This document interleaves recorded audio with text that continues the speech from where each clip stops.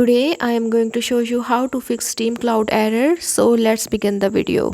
For the very first method, you always have to try restarting your Steam, and once you try it, then click on the Steam icon, and now you have to run it as administrator. After that, you have to simply log in as you usually do using your details, and you are logged in. Now you have to click on the Steam at the top left corner. Here I am going to click on the set row option, then I will click on the settings and then on the changeover.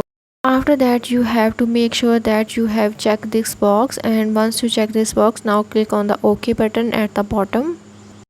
After that, I will close this window and now go back and accept Stream for Firewall.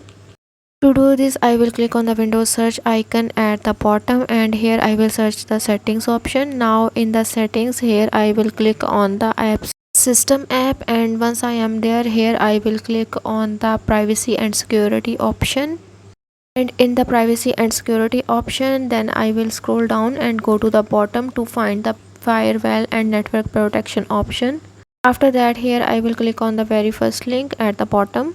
Then here I have to allow an app through firewall, and then on the top right corner I will click on the change settings option. In order to do that, we need to have an administrator. For this, I am going to right click on the allow another app option at the bottom, and once I click on it, then click on the browse option, and then from the files I have to search for the Steam folder, and once I have found that, now I have to click on the next button at the bottom.